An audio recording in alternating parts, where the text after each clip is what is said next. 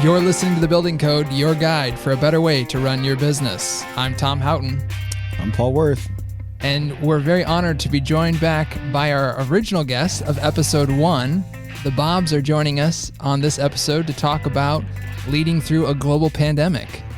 Special episode we got here. It is. It's been, so just so you guys know, we're Zooming with them right now. So everybody's working remotely at Buildertrend. We've kind of talked about that in a few episodes, of course. But episode 1 happens to be our most listened to episode out of all of our episodes. So we thought, hey, why not get these guys back? Because clearly everybody loved listening to them. So here they are. Or Welcome. our parents just listened to it. On repeat or something. On repeat. Yeah. I also wasn't on. Very proud of us. I wasn't on that one, so maybe that's the. No, you were. Yeah. We backfilled you in. We only had 4 mics at the time, so I was just there. yeah, it was good. Well, please welcome to our podcast once again, Steve Duggar, Jeff Duggar, and Dan Houghton, owners of Buildertrend. Welcome. Hey, everybody. Thanks for having us. Now, for those who don't know, we said you guys were the Bobs. Yep, that's right. Let's just start with that. Early days of Buildertrend. Do you guys even remember how that happened? Was it just us joking around? Well, yeah, it's from that movie, The Office Space. A great movie. We'll throw a link to it in the show notes, I guess. Maybe it's just so old now. People are like, what? What movie is that? It is a Is funny he talking movie. about The Office with Michael Scott? No, Office not that Space. movie. So Hopefully they thought we were the opposite of the Bobs on the actual movie. Sure. And there you're talking about like the 4 or 5 employees you guys had at that time. I think it was an endearing term. Yeah. I think I'll give credit to Scott Seagate. I'm pretty sure he was the one who came up with it. But I don't think any of us.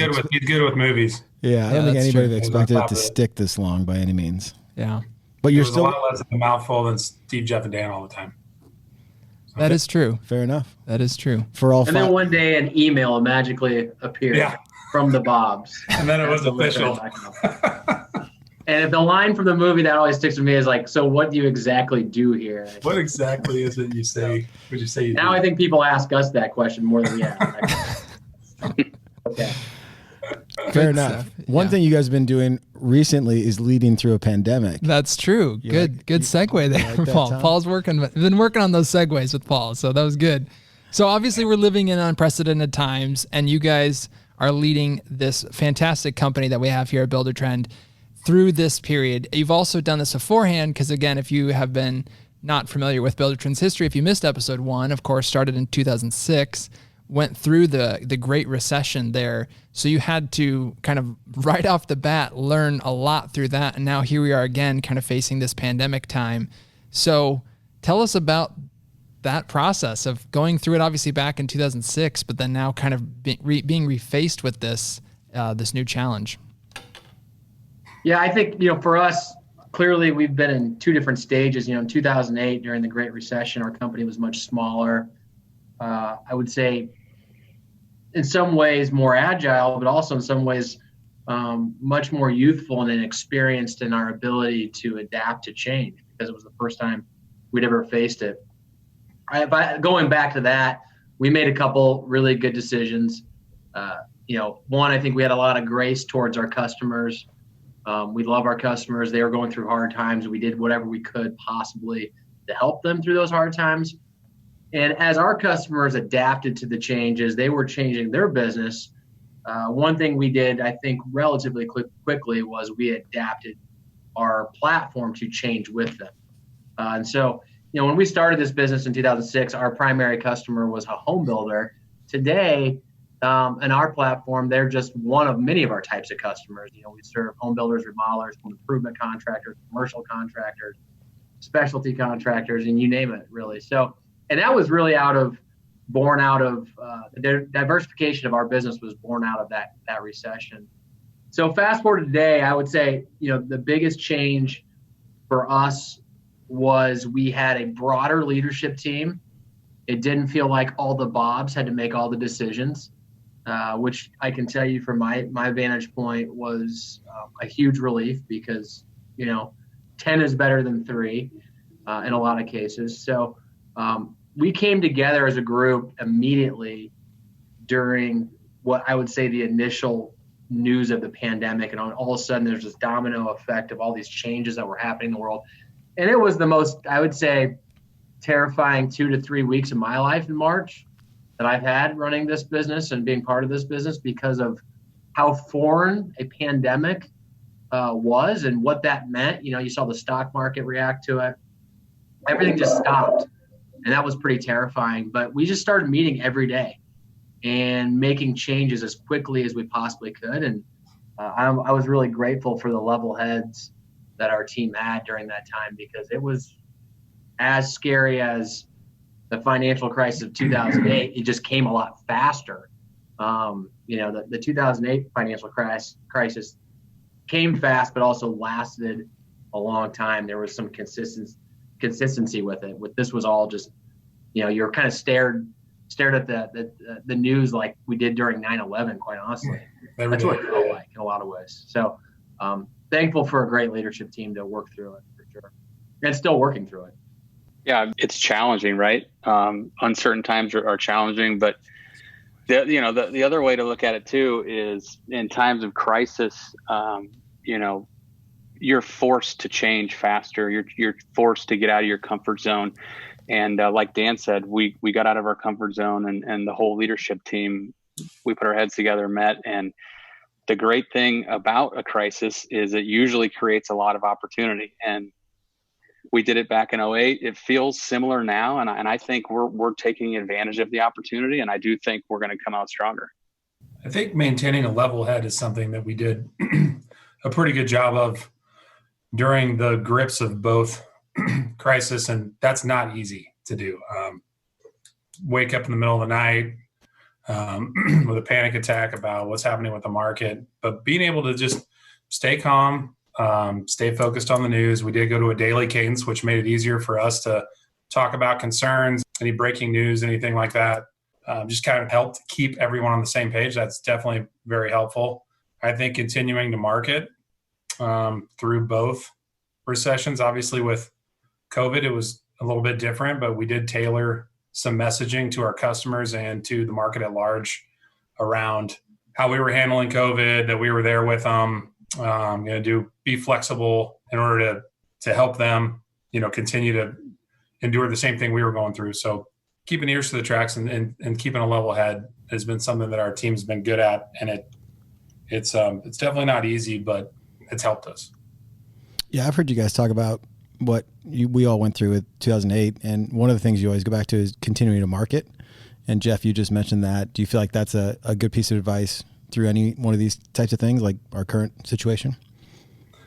I really think it is, and you may need to adapt the marketing, but stopping your marketing, looking at that as a cost center and an immediate cut is going to be the detriment of your business. So that's definitely a place to keep your foot on the gas. And we've been lucky, you know, through the first recession, housing, residential construction in general was hit really hard. It's a different situation now. We've been a little bit luckier in that housing's been looked at as essential and has stayed relatively open through all of this. Some industries have been hit a lot harder, obviously, than home building, which has helped us too. Yeah. I was just going to say, do you think having gone through it before has helped you go through it again now? And obviously they're very different. I mean, like Dan, you mentioned how it impacted the market and how long the rebound was, obviously initially with the Great Recession. Now we're dealing with this.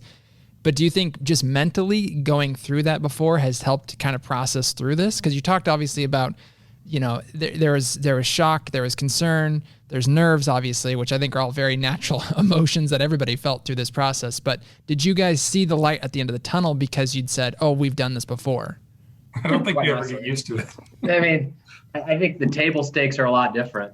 You know, when we were in 2008, we had 15 employees. Today we've got 550. So, you know, that's the beauty of operating a business that has this, like, you know, it's like a lifetime. You have, as a roughly a 40-year-old, my life is a whole lot different today than it was when I was a 30-year-old when the financial crisis was coming. So I would say the sting felt the same. The reaction was different, which I think was probably the most noticeable thing now looking on both. You know, Paul can attest to the reaction to the financial crisis was just kind of pure panic, work harder, brute force. What are we going to do? We've got to figure it out today. We don't have time. You almost felt like every day was your last day in some ways. I'm sure many of our customers felt that way, where this time around, much larger customer base, much more, I think, strategic thinking around our options and what we had to do, which was a different reaction. But still the instinct kind of fear that comes along with anything that you've never faced before is to me is the same. It's how are you going to react to that fear is differently. And I'm a highly emotional person, where I think the reason why Steve, Jeff, and I work really well together and have is because they're not highly emotional. In fact, Steve's superpower is not having emotions at all. I think that's the joke his family makes about him. But and that's a good compliment to each other, because I felt like I knew COVID was going to be really bad. And, I was like, oh my God, the world's going to end. And I think Steve and Jeff were both like, yeah, it might be bad, but the world's probably not going to end. So, yeah, I was definitely fearful. I was definitely fearful. But going through it once, I think did help. And I think our leadership team, what we learned the first time around this, we were able to apply to this, and Dan already touched on it. It's you have to remain calm, right? You have to be transparent and honest with your people. I think that's the biggest thing. Your people can tell when you're not truthful in these situations. And that's obviously the opposite of what you want to do. If you're going to lean on them to work harder and be more persistent in these times, because let's be honest, that's what you need. That's what businesses need in this time, is to really put the pedal to the metal. And what we've found is if you're transparent and honest with what's going on, people are much more willing to answer that call. Yeah. I think all that was really good. What's interesting is most of our clientele probably lived through the 2008 because they were some of the best construction companies that survived that. So they've definitely understand what you guys are saying. I think it's a good point. What's unique about this crisis is that it's so much more global and like human. Like we just didn't know how life was going to be, and still don't. And where the 2008 was just, as Dan said, just financial. It's like we got to survive it and it'll all come back. So thinking about from that perspective, how even your employees may not be concerned about the business, but they're concerned about their life, right? They're stuck at home. They don't know what the future is going to be. What has the company done, or have you guys thought about that when it comes to your employees? Because I think that's what the business owners that are listening to this are probably trying to navigate right now too. To Steve's point, being transparent on one, we don't have all the answers. Like Steve said, it's going to be pretty obvious that you don't. And we were really upfront. I think in our first town hall meeting, we have a town hall meeting as an organization every 3 months, and we had one relatively right away after all this stuff started to happen. And we, as in the Bobs, basically sat up in front of a camera and said, ask us anything. And it was, are you going to make layoffs? Like, for example, we had 2 tech companies and we'll all make a lot of layoffs. I think our answer was, our goal is not to make layoffs. We aren't going to make any layoffs right now, but we can't promise you what we don't know. And, if we could ask you anything, is to work harder than you've ever worked before, because we want to avoid making layoffs as much as possible. That was as transparent as it gets. Like we didn't know if we were going to make layoffs or not. We're talking to an audience of 550 people that are all fearful for what tomorrow is going to look like.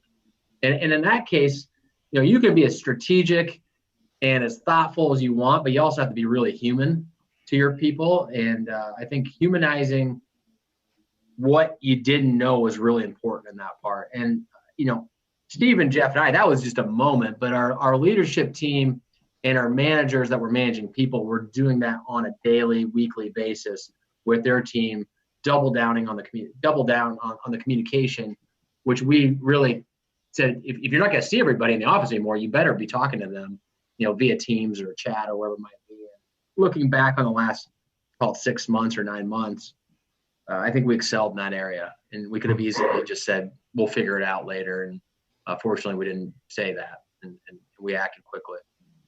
Things could have really been rockier, but I think that our team led us through that. I mean, they stepped up.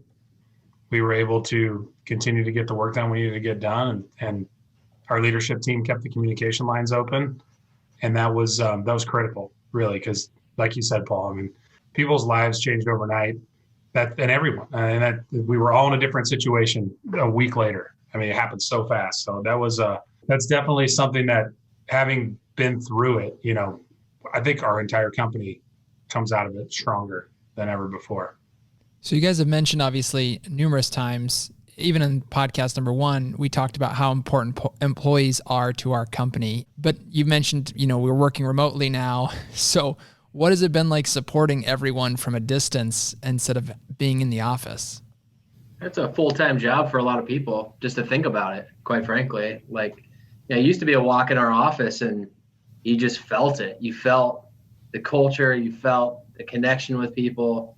And, we've had to make it a responsibility of people that wasn't their full-time responsibility, but to think about that day and night on engagement, whether it was our internal marketing team, our HR staff, our leaders, to think about how we engage our team, because there's a huge fear, I think, of all of ours that, it's not necessarily I'm worried about the culture of Buildertrend failing, because we've got a strong culture, but we're worried about individuals not feeling that personal connection in all parts of their life. If you go to work and then you go play sand volleyball and you have a beer or two with your friends, or you're used to going to church. I mean, a lot of people haven't been able to go to church in the last 6 or 7 months. You're losing those connections that really drive you as a human being. And, we're 8 hours, we're 1/3 of someone's life.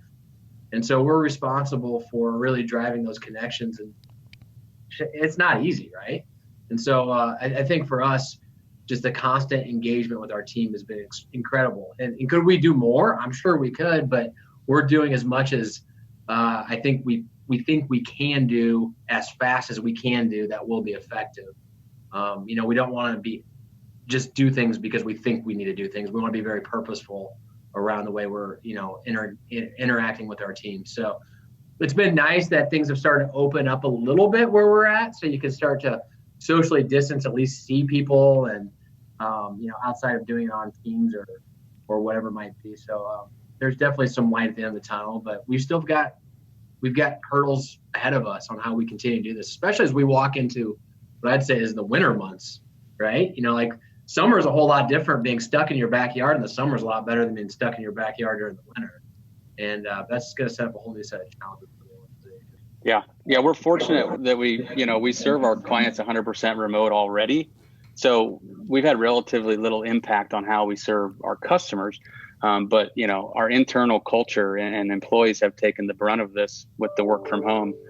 I kind of look at this 2 ways. Like there's the short term and then there's the long term. The short term is how we're managing this. Our people managers are doing a great job checking in remotely.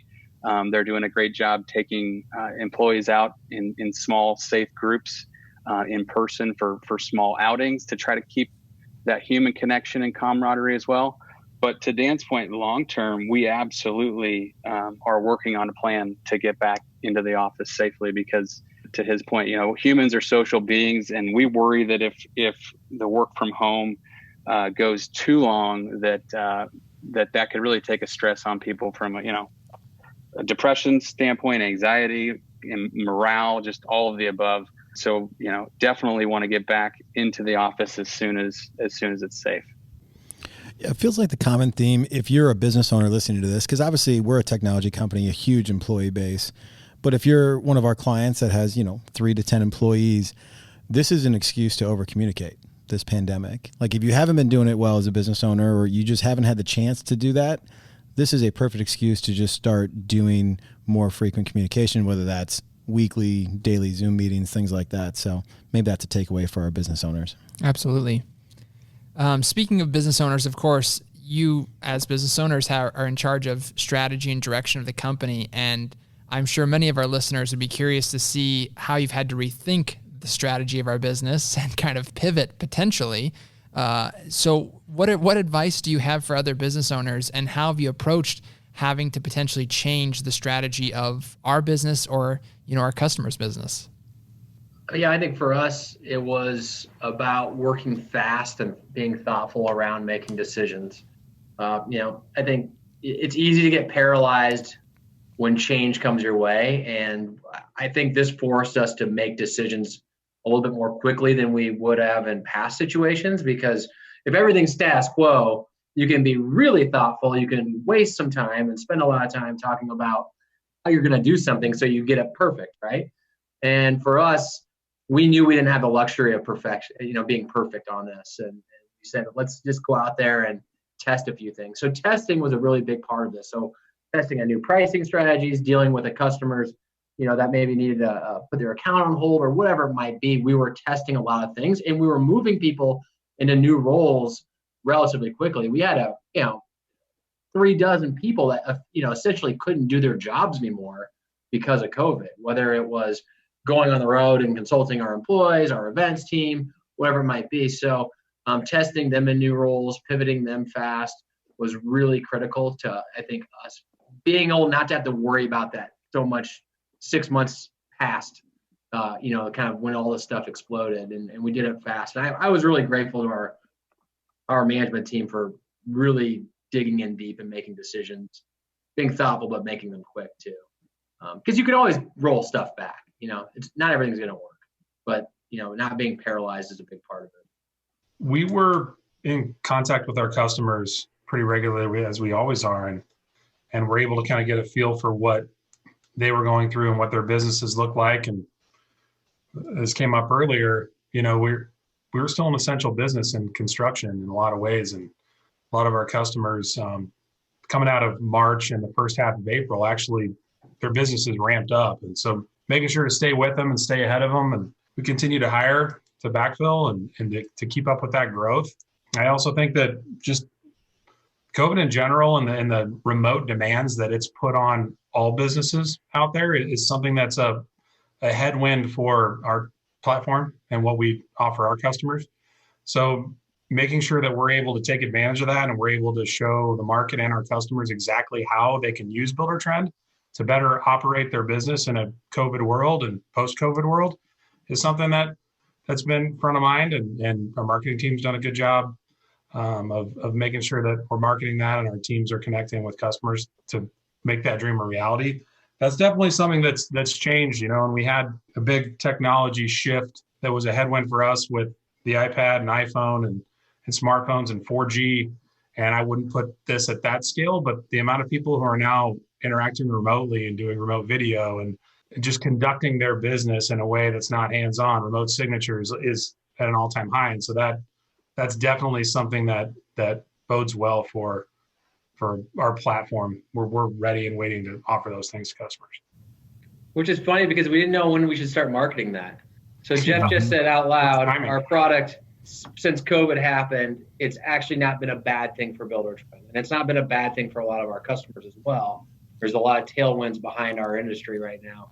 But one of the things that was really interesting, and I'm sure a lot of our customers are maybe still thinking about this, is like, how do you take advantage of a bad situation? Because this is a bad situation for our country, for the people of the world.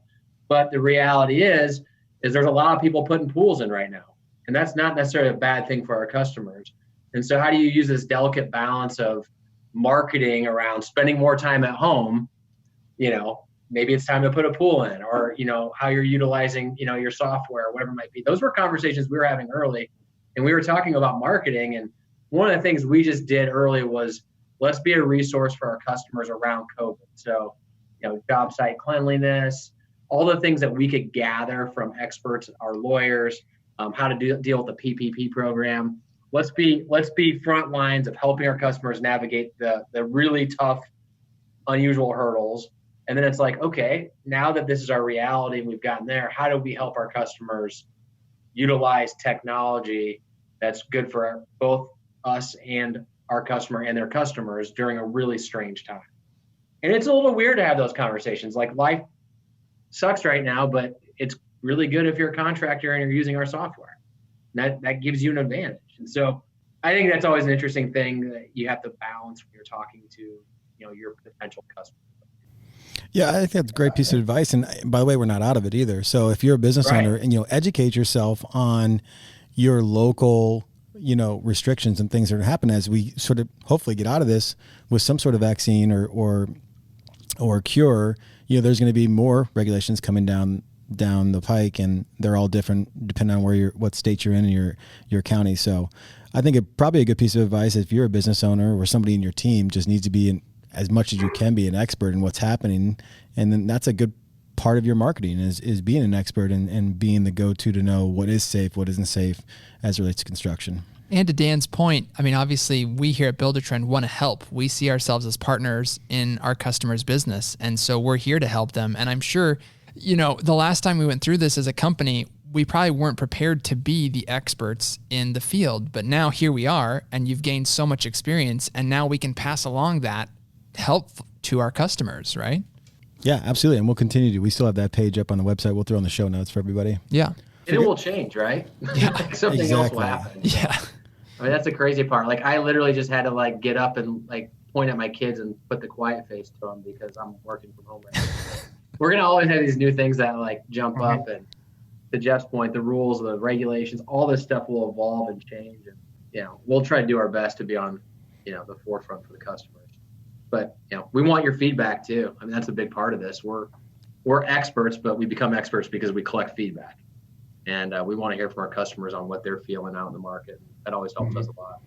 If you're listening, just email Tom directly. We'll put that in the show notes. He'll relay that. We'll give him your. We'll get it to the right person. You prefer text. You prefer text messaging, right? Yeah, exactly. He prefers a text message. Yeah, you can reach me at 555-4444.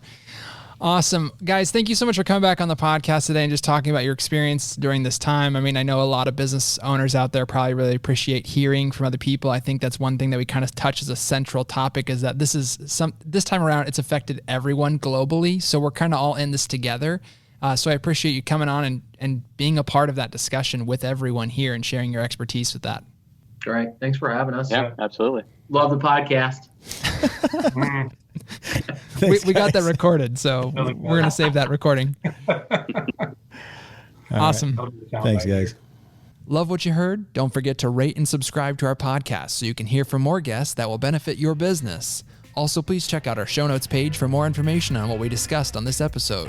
You can find it at buildertrend.com/podcast. Thanks for listening, and we'll see you next time on The Building Code. Appreciate you.